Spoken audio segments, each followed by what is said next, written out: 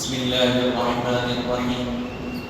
حاضرین محترم، تیمم کے صحیح ہونے کے شرائط ہم سن رہے ہیں، اور جس میں 6 شرائط بتلائے گئے۔ نمبر 1 نیت کرنا، نمبر 2 مساح کرنا، نمبر 3 یا 3 سے زائد انگلیوں سے مساح کرنا، نمبر 4 مٹی یا جن سے مٹی کا ہونا، یا پھر 5ویں چیز بتلائی گئی مٹی یا جن سے مٹی کا مطہر یعنی پاک کرنے والی ہونا، نمبر 6 پانی پر قدرت نہ ہونا۔ اب یہاں بتلا رہے ہیں جن چیزوں سے تیمم جائز ہے۔ توضیح ہے شرط چہارم و منجم۔ چہارم اور منجم جو بتلایا گیا مٹی کا ہونا اور مٹی کا پاک ہونا، تو اب اس کی وضاحت لکھ رہے ہیں۔ مٹی یا تو وہ چیز مٹی کی جن سے ہو، ان سے تیمم جائز ہے، اگرچہ ان پر غبار نہ ہو، اور جو چیزیں مٹی یا جن سے مٹی سے نہ ہو اس سے تیمم جائز نہیں۔ اب حاضرین محترم یہاں بتا رہے ہیں یا تو مٹی کا کیا ہے جن سے ہونا، یا تو مٹی ہونا یا مٹی کے جن سے بنی ہوئی کوئی چیز ہونا، یہ ہے۔ پھر دوسری چیز یہ ہے ان سے تیمم جائز ہے، اگرچہ کہ ان پہ غبار ہو یا نہ ہو۔ پھر دوسری چیز جو بتا رہے ہیں، اور جو چیز مٹی یا جن سے مٹی پر سے نہ بنی ہو اس سے بتلایا گیا تیمم جائز نہیں ہے۔ اور پھر آگے بتا رہے ہیں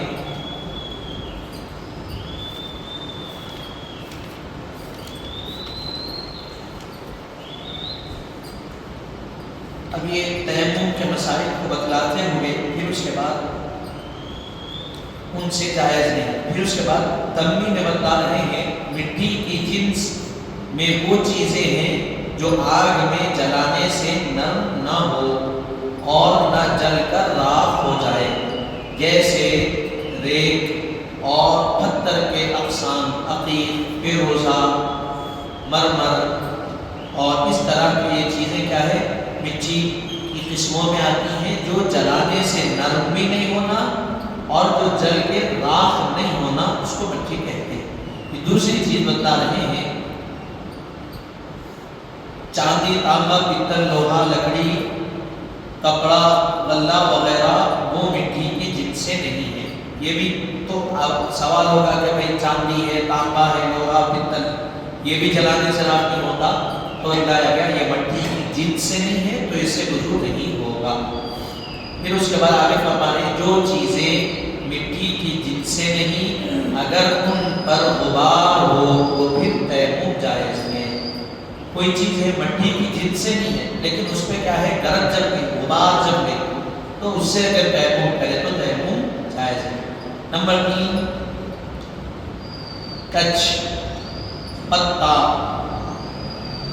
پھر اس کے بعد گیلی مٹی اور مٹی کے برتن، ان سب پر تیمم جائز ہے، بشرط ہے کہ برتن پر کسی ایسی چیز کا رنگ یا روغن نہ ہو جس سے جن سے زمین سے نہیں، جس کی جن زمین سے نہیں۔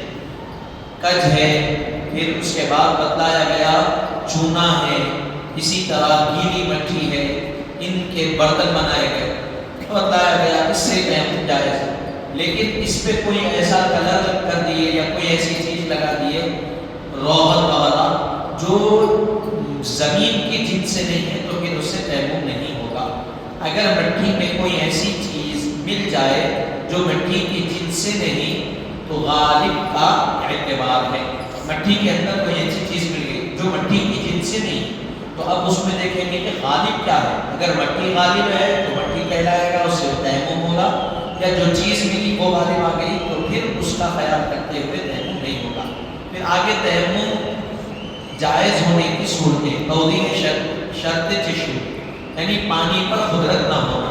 اب اس کے بارے میں بتا رہے ہیں پانی موجود نہ ہو اور 1 میل تک نہ ملے، پانی موجود نہیں 1 میل اور 1 میل تک نہ ملے، 1 میل یعنی 1609 کلومیٹر، اتنا پانی کو تلاش کرنا، نہ ملے تو اس قدر جو وضو یا غسل کے لیے کافی ہو تب کیا ہے تیمم کرنا۔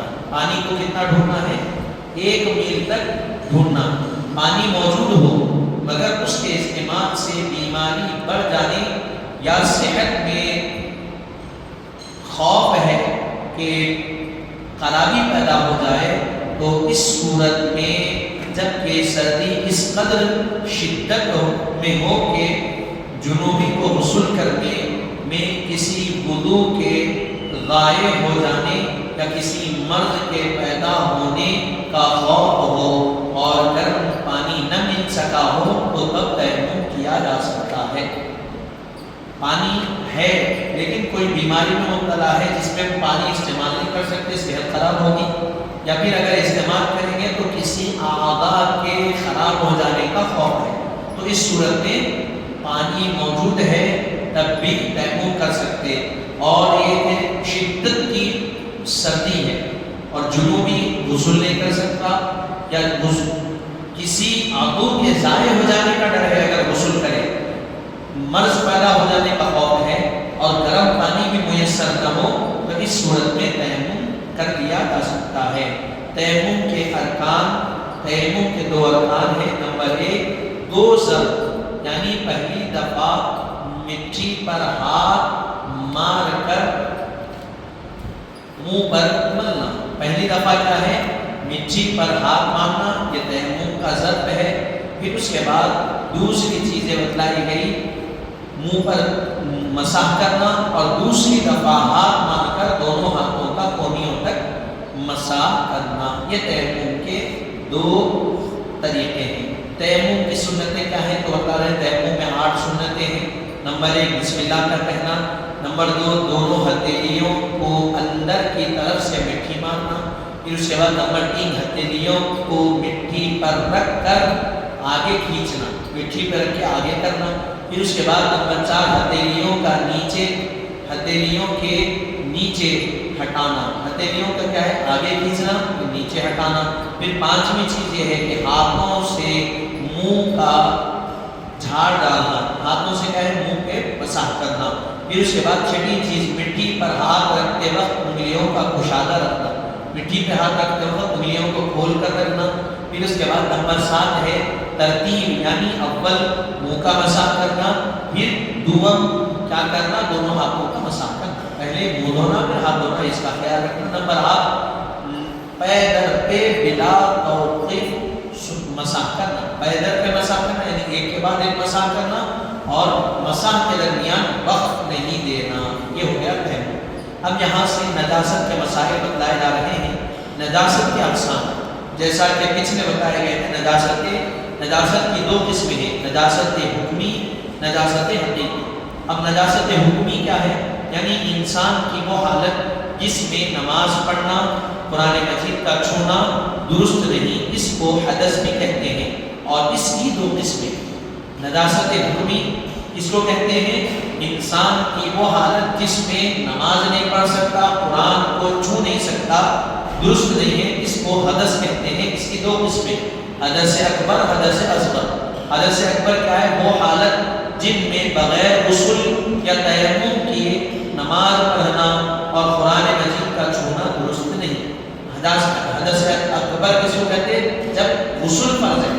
حدث اصغر کس کو کہتے ہیں؟ وہ حالت جس میں بغیر وضو یا تیمم کے نماز پڑھنا اور قرآن کا چھونا درست نہیں۔ حدث اصغر کہتے ہیں بغیر وضو والے، جس کا وضو نہیں ہے وہ حدث اصغر ہے، جس کا غسل نہیں ہے وہ حدث اکبر ہے۔ اتنا ذہن میں رکھیں، غسل نہیں ہے تو حدث اصغر، غسل ہے تو حدث اکبر۔ پھر اس کے بعد آگے بتا رہے ہیں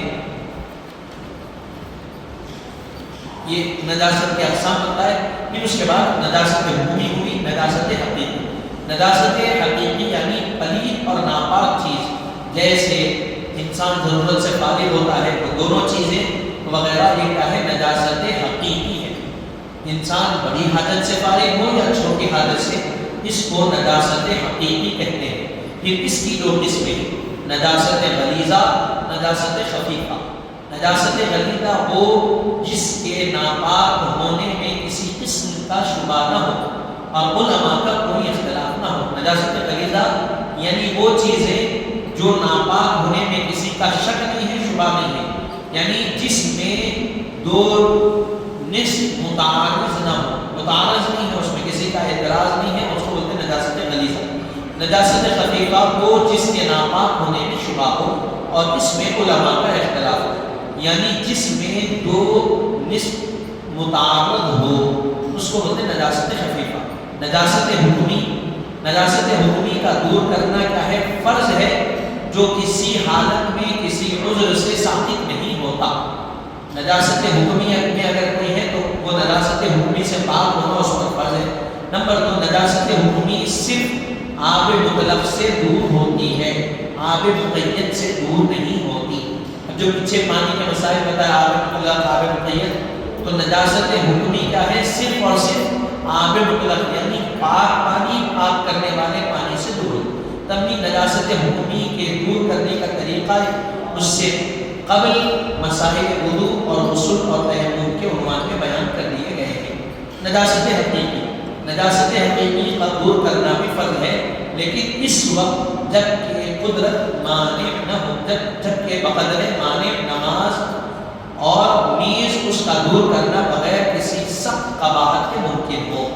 نجاست حقیقی کا دور کرنا بھی فرض ہے، لیکن اس وقت جب کہ بقدر مانع نماز ہو، یعنی بتلایا جا رہا ہے، اور بقدر مانع نماز نہ ہو تو پھر دور کرنا فرض نہیں، یعنی درہم سے زائد نجاست مانع ہو۔ ایک سکہ ہوگا، سکے سے کم نجاست ہے تو دور کر لینا، اس سکے کے زیادہ ہے یا اس کے برابر ہے تو پھر اس کو کم ہے تو دور نہیں کرے گا تو چلتا، زیادہ یا برابر ہے تو دور کرنا پڑے گا۔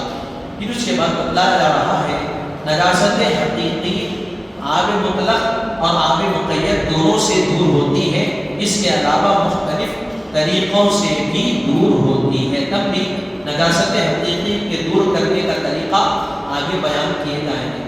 آپ پہلے نجاست غلیظہ اور خفیفہ کے تفصیل احکام بیان ہوں گے۔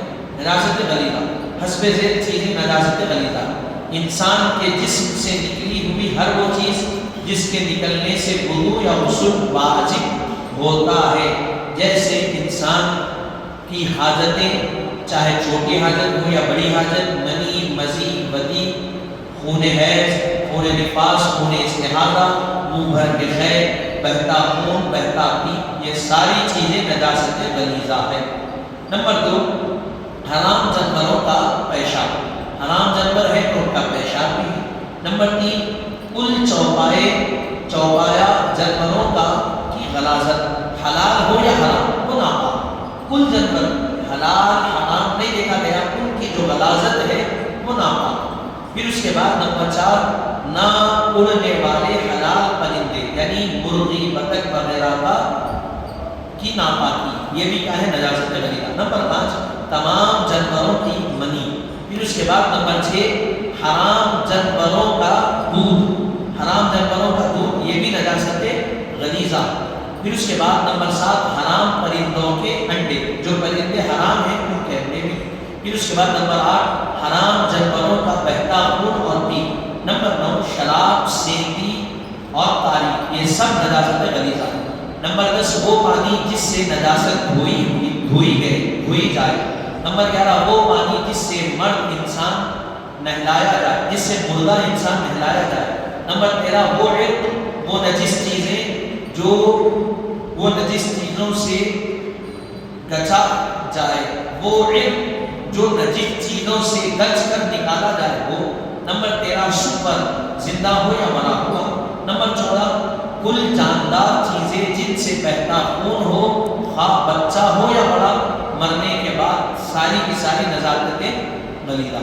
نمبر 15، وہ عضو جو کسی ایسے جاندار سے کٹ کر جدا ہو جس سے بہتا خون ہو، وہ بھی نجاست غلیظہ۔ وہ کپڑے جو نجاست یعنی انسان کی حاجت وغیرہ سے، وہ کیڑے جو نجاست سے پیدا ہوتے ہیں، وہ ساری نجاست غلیظہ میں شامل ہوں گے۔ نمبر 17، جونک اور ناپاکیاں۔ نمبر 18 پہ بتا رہے ہیں سانپ کی غلاظت اور پیشاب اور کھال یہ ساری نجاست غلیظہ۔ نمبر 19 پہ بتا رہے ہیں حرام جانوروں کا اسی طرح جو حلال جانور بغیر ذبح کیے مر جائے، حرام جانور اور اسی طرح جو جانور حلال ہے لیکن بغیر ذبح کے مر جائے وہ بھی نجاست غلیظہ۔ ان کا گوشت، چربی، کھال، البتہ کھال دباغت سے پاک ہو جاتی ہے، یہ ساری نجاست غلیظہ۔ نمبر 20 مردہ انسان کے منہ کا لعاب۔ پھر اسی طرح نمبر 21 جن جانوروں کا جھوٹا ناپاک ہے ان کا پسینہ اور لعاب۔ نمبر 22 بتلا رہے ہیں وہ رطوبت جو کسی خون والے جانور کے جسم سے مرنے کے بعد نکلے وہ بھی ناپاک۔ تب بھی ہر جانوروں کی کا جگال ان کے پتے کا حکم ان کے ہر جانوروں کا جگال ان کی نجاست کے حکم میں ہے اور پتا پیشاب کے حکم میں آئے گا۔ تو یہ ہوئی نجاست غلیظہ۔ اب یہاں سے نجاست خفیفہ کے بارے میں ہے، انشاءاللہ ہم اس کو کل سماعت کریں گے۔